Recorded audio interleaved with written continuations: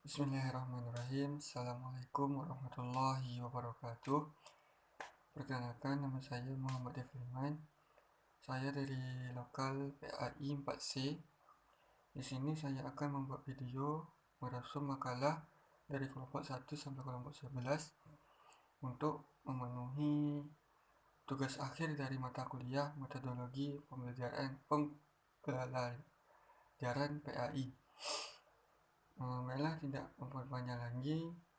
Dan untuk kelompok 1 yaitu menjelaskan tentang pengertian ruang lingkup dan kegunaan metodologi pengajaran PAI. Ruang lingkup pendidikan agama Islam meliputi keserasian, keselarasan, dan keseimbangan antara hubungan manusia dengan Allah Subhanahu wa Ta'ala, hubungan manusia dengan sesama manusia, dan yang ketiga, hubungan manusia dengan dirinya sendiri, serta hubungan manusia dengan makhluk lain dan lingkungannya. Menurut Abu Ahmadi, dalam bukunya Didaktik dan Metodik mengatakan bahwa ruang lingkup pendidikan Islam ada 5 hal, yaitu 1. Perencanaan, 2. Bahan pembelajaran, 3. Strategi pembelajaran, 4. Media pembelajaran, yang kelima evaluasi pembelajaran. Sehubungan dengan itu, Omar Muhammad At-Taumi Al-Salbani mengatakan bahwa kegunaan metodologi pendidikan Islam adalah sebagai berikut. Yang pertama, menolong siswa dalam mengembangkan ilmu pengetahuan, pengalaman, keterampilan, terutama berpikir ilmiah, dan sikap dalam suatu kesatuan. Yang kedua, membiasakan pelajar berpikir sehat, rajin, sabar, dan teliti dalam menuntut ilmu.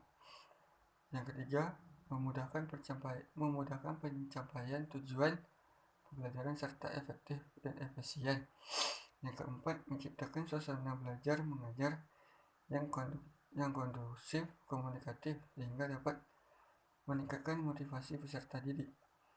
Selanjutnya kelompok 2 yaitu menjelaskan tentang metode-metode pengajaran Al-Quran dan Hadis. Metode yang sering digunakan dalam pembelajaran Al-Quran dan Hadis adalah metode Baghdadi, metode Iqra, metode ceramah, metode tanya jawab, metode diskusi, metode pemberian tugas, metode drill, dan latihan siap, dan metode sistem regu. Masalah pokok di dalam metode pedagogis adalah memilih atau membuat keputusan. Yang untuk kelompok 3 yaitu menjelaskan tentang metode-metode untuk pengajaran keimanan. Metode-metode pengajaran yang dapat digunakan dalam pengajaran keimanan adalah sebagai berikut. Yang pertama yaitu metode kisah Qur'ani dan Nabawi. Yang kedua, metode Amsal. Yang ketiga yaitu metode Ibrah Ma'uzah. Yang keempat yaitu metode Tarhib dan Tarhib. Yang kelima, metode pembiasaan. Dan yang keenam yaitu metode keteladanan. Selanjutnya yaitu kelompok 4 yaitu menjelaskan tentang metode-metode untuk pengajaran syariah. Metode pembelajaran adalah prosedur, langkah-langkah, dan cara yang digunakan guru dalam pencapaian tujuan pembelajaran. Dapat dikatakan bahwa metode pembelajaran merupakan jabatan dan pendekatan. Suatu pendekatan dapat dijabarkan ke dalam berbagai metode pembelajaran. Menurut An-Nahlawi yang dikutip oleh Ahmad Tafsir bahwa metode yang dimaksud adalah sebagai berikut. Yang pertama yaitu metode hiwar atau percakapan. Yang kedua yaitu metode kisah Qur'ani dan Nabawi.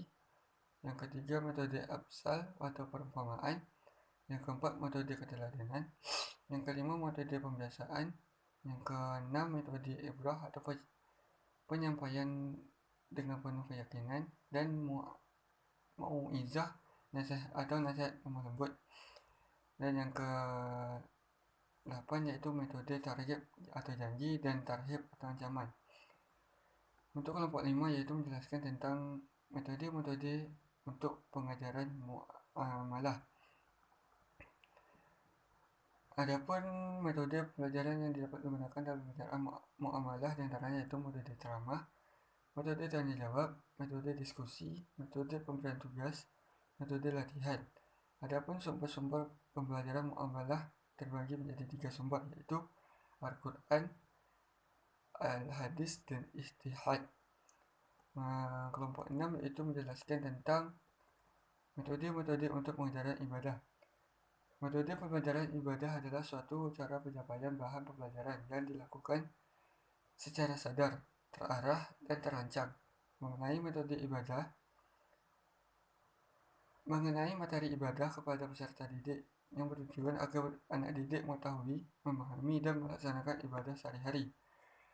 Langkah-langkah mengajar ibadah yaitu perencanaan, pelaksanaan kegiatan belajar mengajar, dan tahap evaluasi. Dalam memahami ketentuan-ketentuan salat wajib, metode yang dapat dipakai yaitu metode ceramah, kerja kelompok, tanya jawab, dan resitasi.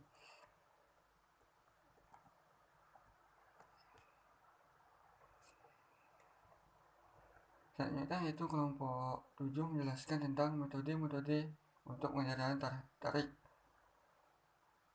Secara etimologi, tarik adalah mengetahui waktu atau masa, sedangkan menurut peninjauan terminologi adalah mengetahui waktu guna meneliti terjadinya peristiwa penting. Adapun definisi ilmu tarik adalah mengetahui jejak-jejak peradaban suatu bangsa, kondisi suatu negara, kebudayaan, peninggalan masa lampau, dan lain sebagainya. Untuk kelompok 8 yaitu menjelaskan tentang metode pengajaran akhlak. Adapun metode pengajaran bisa digunakan dalam pelajaran mata pelajaran akidah akhlak, diantaranya metode ceramah, metode tanya jawab, metode pemberian tugas, metode diskusi, metode latihan, dan metode pembiasaan. Untuk dapat melaksanakan program pengajaran dapat digunakan beberapa pendekatan, antara lain pendekatan emosional, pendekatan rasional, pendekatan fungsional, pendekatan keteladanan. Untuk kelompok 9 yaitu menjelaskan tentang proses hubungan antara sekolah dan keluarga, hubungan antara sekolah dan masyarakat. Hubungan keluarga dengan sekolah adalah satu elemen penting dalam kesuksesan belajar anak maupun dalam hubungan-hubungan sekolah antar masyarakat, yaitu proses komunikasi antar sekolah dan masyarakat untuk meningkatkan pengertian masyarakat tentang kebutuhan serta kegiatan pendidikan, serta mendorong minat dan kerjasama untuk masyarakat dalam peningkatan dan pengembangan sekolah. Untuk kelompok 7 yaitu menjelaskan tentang materi keterkaitan mata pelajaran agama Islam dengan mata pelajaran lain seperti MTK, IPA, IPS, dan IPTEK. Pendidikan agama Islam sebagai proses ikhtiyariyah mengandung ciri dan watak khusus, yaitu proses penanaman, pengembangan, dan pemanfaatan nilai-nilai keimanan yang penting, fundament mental spiritual manusia, di mana sikap dan tingkah lakunya termanifestasikan menurut kaidah-kaidah agamanya. Nilai-nilai keimanan seseorang adalah keseluruhan pribadi yang menyatakan diri dalam bentuk tingkah laku lahiriah dan rohaniah, dan ia merupakan tenaga pendorong dan penegak yang fundamental bagi tingkah laku seseorang. Kelompok terakhir yaitu kelompok 11 menjelaskan tentang metode untuk mengajar membaca dan menulis huruf Al-Quran. Dalam pembelajaran Al-Quran, metode memang peranan yang tak kalah penting dalam komponen-komponen lain. Metode baca dan tulis Al-Quran adalah suatu cara atau jalan untuk memudahkan pelaksanaan pembelajaran Al-Quran. Untuk dapat membaca dan menulis Al-Quran, seseorang harus lebih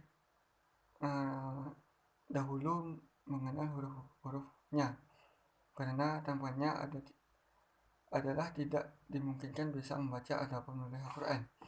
Baiklah, sekian dari saya merasum makalah dari kelompok 1 sampai kelompok 11.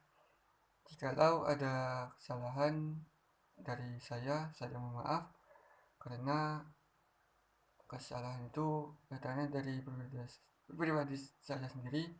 Yang benar itu datangnya dari Allah Subhanahu wa taala. Baiklah, saya untuk tidak memperpanjang lagi, saya akhiri dengan Wassalamualaikum warahmatullahi wabarakatuh.